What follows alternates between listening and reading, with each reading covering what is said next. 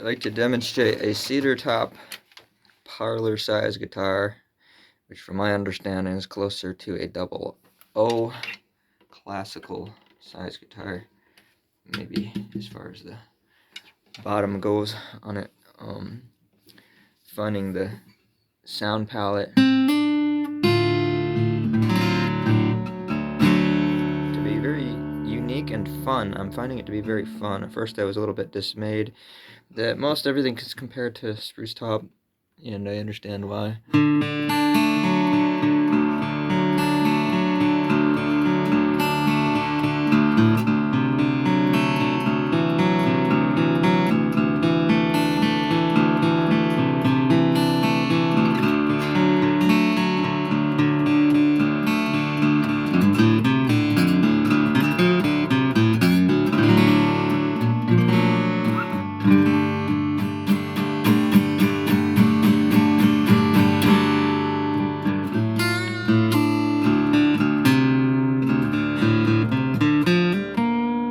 So the date on this is 2022.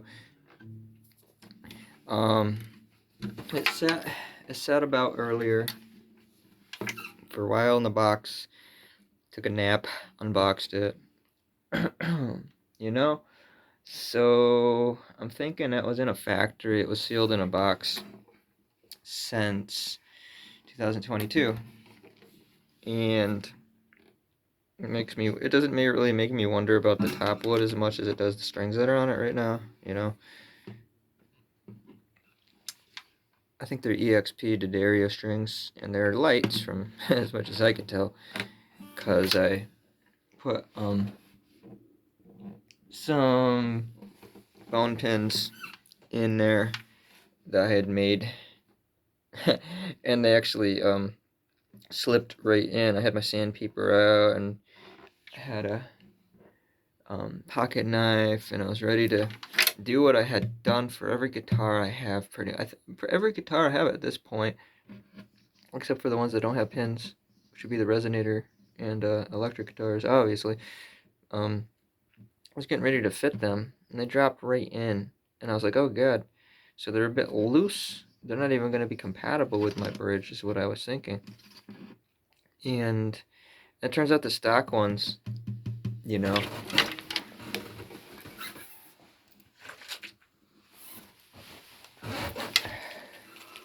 kind of generic ones that you always get, these ones right there, they dropped in and out just the same into the bridge pinholes, which is intriguing. So my idea, anyway, since I play heavier strings, just because I do, you know what it is that I like to feel the guitar vibrate like that much more. And if you drop your tuning down anyway, you're kind of catching up for the tension difference as far as my view and feeling on that.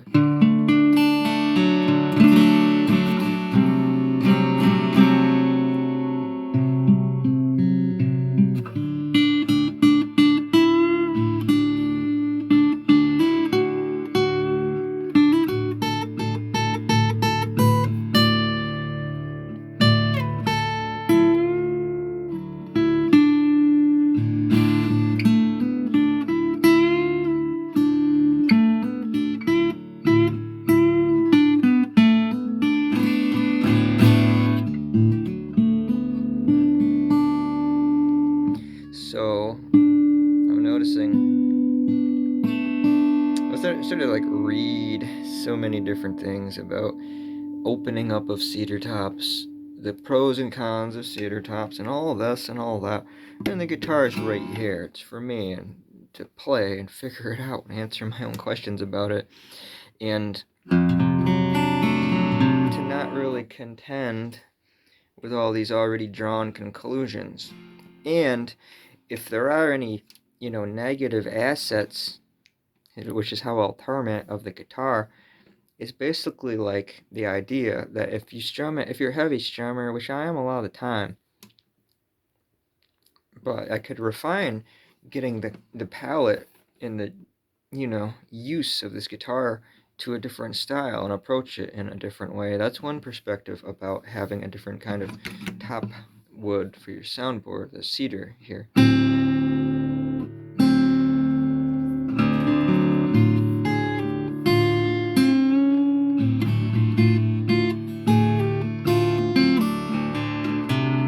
Because I notice the sound separation, the note separation, is quite wonderful. I have the jumbo guitar to compare that to, just based on the body type, not necessarily even the tone woods. I think that the sound note separation on a jumbo guitar is rather wonderful. I hadn't considered it for cedar top, however. So you could, adjust your own approach for, the top wood type. But I was thinking of it being kind of a negative point. They say sound breaks up if you strum it hard. You know what I mean? The sound apparently breaks up. And I'm just reading stuff, by the way. You get an idea, as the guitar is on its way, or you're thinking about purchasing it, or, you're letting it do whatever, like acclimate and all that kind of thing. I started to think, like, maybe that's a good thing. Like, you could actually use what many other people call a downward you think they don't want to have happen with the sound. So, we'll see. Hold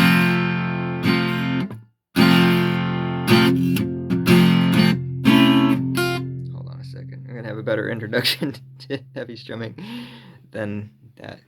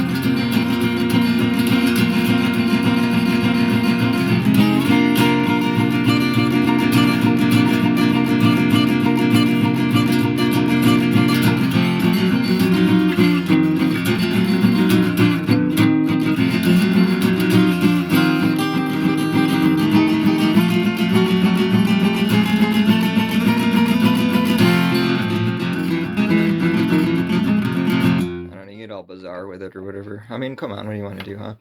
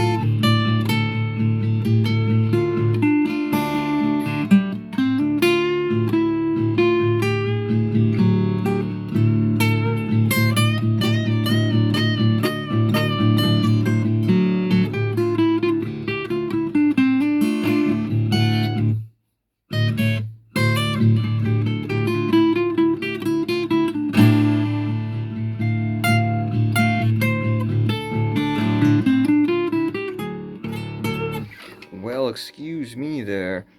I could go through all the specs of the guitars and everything. There's a beveled rest, a little bit of some kind of almost a little bit of some like splinting and kind of some stuff going on the fretboard. I detail it a little more, just a quick abbreviated run through. There's a pickup in there, it's called SYS 100, and I got overdrive. I want to check that out, make sure everything's okay with the pickup on there. As far as it being an acoustic instrument, I find it wonderful. It's great to have a new thing for the tonal palette, I guess that would be referred to as. Strings probably very well need to be changed out. Considering that the date is 2022 and it's 2024 now, obviously it's not that old. It's not an old guitar, but it's not brand new as far as like being shipped right out with fresh strings or anything. So, you know, it's with the quality of the Android microphone here and the strings being as dated as they are.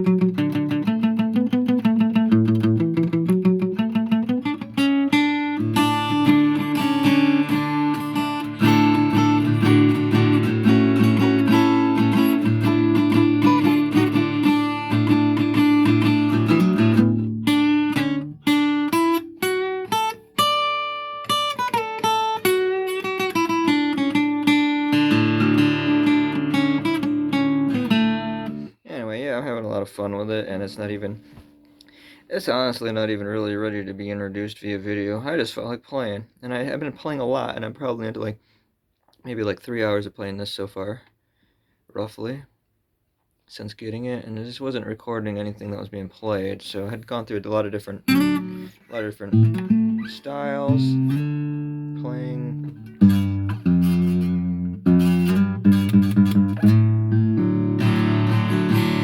I had to take the time to go through some of the details on this, though. One of the things I really like is the binding, natural colored, natural, deep, soiled brown, and then I have to go through the details. The pluses and the flaws. As far as it being an acoustic instrument, I'm very, very satisfied with it, and I'm very mesmerized with the tone wood, with the cedar top. To be quite honest, trying to Macassar, is that the real way to say it? This is Macassar ebony. Sides and back. Now, compared to the photos I saw, it's not as luscious. I'm getting more of a reflection of, you can see how glossy and glassy. I'm getting more of a reflection of the rest of my room with a forum page open about the guitars while I was squinting. It was like Macassar ebony. It says it was Madagascar. I thought it was a Peruvian NASCAR race. That's what I thought it was, but as far as an acoustic instrument, and also that's the one thing, you know, I was waiting to get a little bit more into talking about the instrument, is that it's called a parlor size guitar. It's not really, it's a parlor shape, I think Alvarez refers to it, but you know, you go online and everyone's like, okay, it's a double O. Not one O, got a couple O's going on there. Oh yeah, that's me. I won't comment. You think I make strange comments already or whatever. Not to me, but I mean, to me it's not, but This right here, though, I mean, come on. If the strings are old, as a comment too, is like the idea if the strings are stored and not played, are they going to actually be aged by the time you play them compared to, um, you know, having already just fresh strings on? What sound am I getting through here? How close to the true character of the guitar am I going to be? Because by the time I get thicker gauge strings on, somewhere in one of these is a bone saddle, and I'm not going to be a bonehead myself regarding this. I'm going to take the one that's already there, take some masking tape or whatever, make a tag on it, store the factory saddle so that it's there if as a reference point. It wiggles because it has a pickup system under there. I noticed you don't get as tight of a saddle fitting my EJ200 Epiphone. EJ200 SCE with the eSonic 2 pickup system. It has a pickup here and then a pickup under the saddle. I don't get a tight fitting there either, and I suppose it's just as it goes for a standard a lot of the time for the saddle to have a little bit of some sway.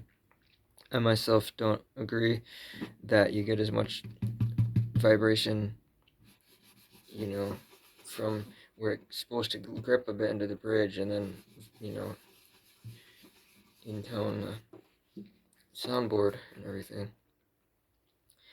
Nonetheless, I think that putting heavier strings on is going to need me to put a saddle in, have it sanded, shaved, whatever, down a bit lower, add a replacement saddle all ready to go, and it drops in pretty much exactly, unless it's not actually, I don't know, maybe it was one from another guitar already, but it wouldn't make any sense because it felt like bone. I was pretty sure it was bone, you know.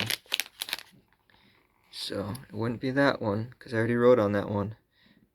Oh, that one's one that was cut too low for a J200, and that's really thin, and that's not going to fit any bridge of hardly any guitar ever. That's the J200 from like 1996. Really thin. This is what I would be thinking actually already drops right in and has about as much of a little bit of a wiggle as the standard one. Even the Yamaha saddles that come with the FG and FS series wiggle a bit. It's strange to me, but I'd like to think that this is a bone one then, and it just was an extra I had. I mean, what do you want to do? Feels like it to me. But what do I test it against, to be honest? If one of them's bone, I know this one's bone. What if this isn't? I don't know. Take a light, maybe? I mean, what do you want to do? Either way, that's the one I'm going to sacrifice for it. It's the one I'm going to choose so that there aren't going to be any extras around anymore. So I can figure out what to do with this one. It's really thin. The Korean-made Epiphone J200 series, EJ200 or whatever.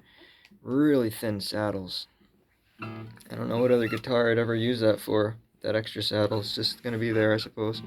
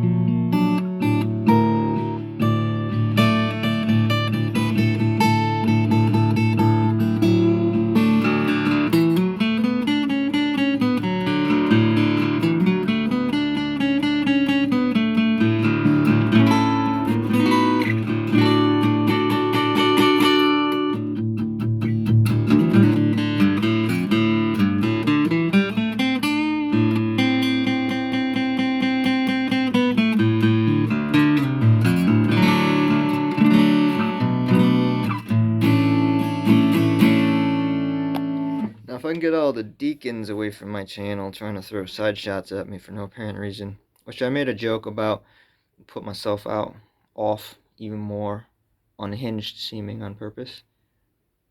Because damn. I don't got enough. It's too relaxed now. Anyway, just having fun. What happened to the internet today? You want to rant? Anyhow, yeah, I'd like to do some professional videos with actually getting my audio interface and getting kind of a real close-up sound, authenticity of how it's all sounding, you know. If it's worth the time and it's worth the effort to actually do that, you know. I'm kind of the other person that gets the instruments and plays them or whatever, you know. The kind of one that's wondering, oh my God, am I gonna have to, like, what am I doing? What did I just do? I hope this is worth it. I hope it's worth it. It's like, because I love sounds to the point where you're like risking your own livelihood in order to actually have more tools for the palette of playing, you know. So I had three instances of instruments that were like, oh yeah, like I just want to make sure everything I get something I want to keep forever, you know. And one was a Gretsch Streamliner G something something something, because the way they name these things. I don't know the name of this guitar, by the way. And I'll go back to the subject I just skipped, okay?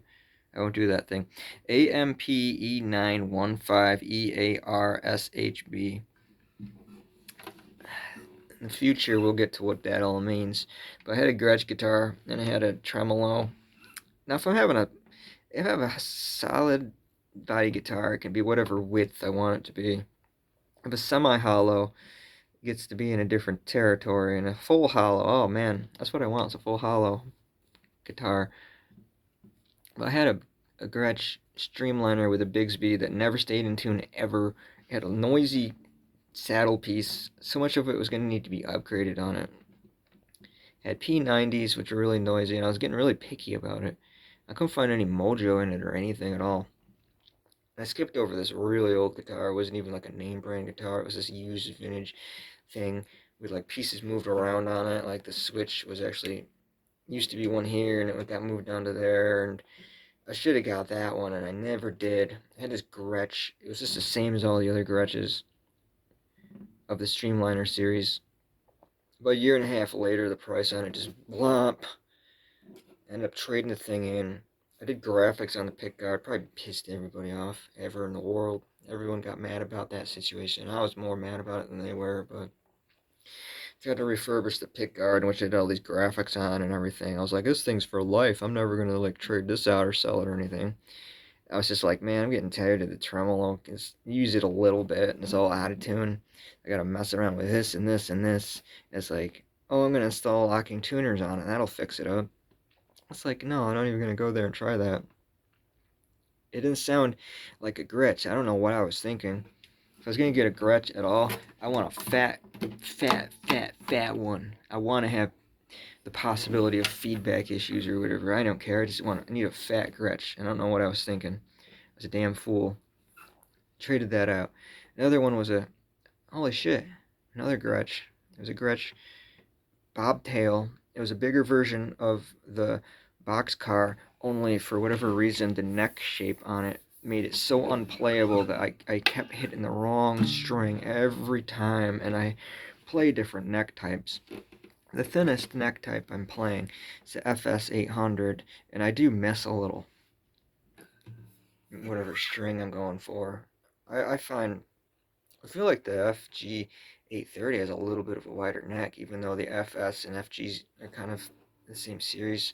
It's just a little easier to play, but this thing has a nice one, nice neck. I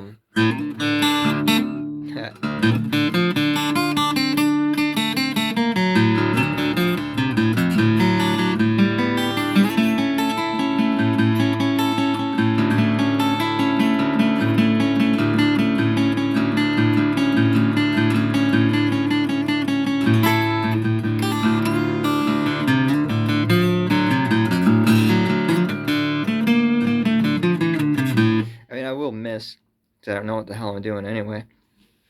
Ever, for whatever I'm doing at any point existing. But I think there's less of a chance of that happening on this neck style. Anyway, the pickup was absolutely terrible on that bobtail thing. And the neck shape was awful. And I traded that out. And that's just my opinion. Because the boxcar is like the Brethren guitar, you know.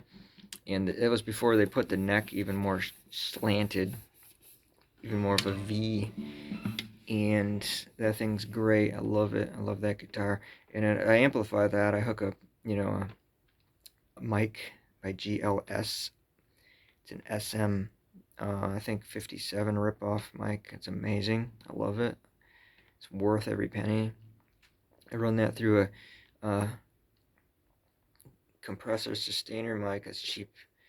And I run it through a delay also, and then I mic it up that way to record with, and it sounded so much better. So those two Gretsches I traded out. The third guitar, I have to think about. Can't recall. But I did have one. Oh, no, it's true. I didn't want to say it. I forced myself to forget about it because it was an Alvarez and it was a mahogany version. I tried a couple of mahogany versions of Alvarez guitars, and then I realized that I would have rather had a spruce top guitar and then played with a thicker pick. That's my way of cheating to get a mahogany sound while still having a spruce top guitar. And it was just something. I don't think I changed the strings. I think the guitar itself was actually probably great and everything. It just didn't meet halfway. I didn't, you know, introduce myself to the guitar. I didn't give the guitar enough time to introduce itself to me, if that sounds about right. And about the same gloss on it and everything. And now I'm at a cedar top guitar with a Macassar. Yeah, ebony back and sides, which don't have the pop like the pictures would have showed. But that's okay though. It's interesting having such a small guitar with a bevel, because I never had a guitar with a bevel on it and anything like that, so.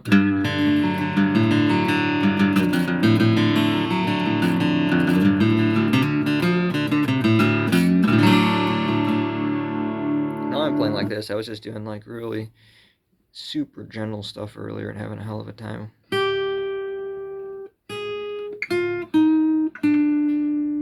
Kind of letting the guitar introduce itself to me.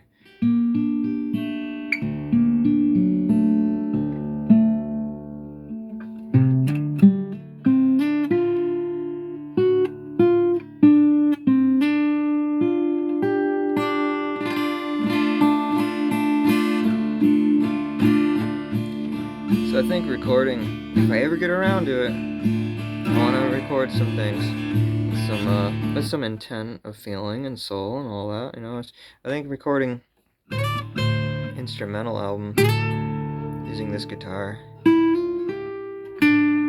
be really nice to do. It'll be fun.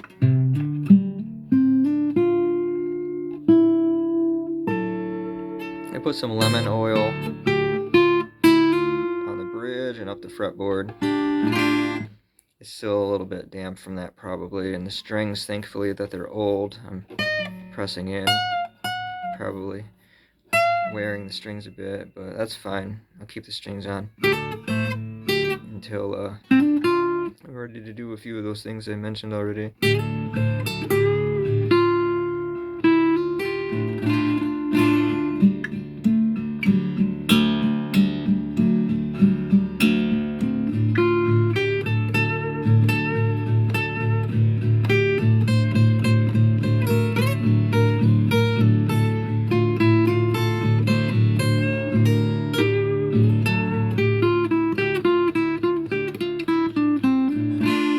Inviting to play guitar though, and I'm having a lot of fun with it, and the projection, even if it's a parlor or double low or whatever, the projection on it, really nice feeling.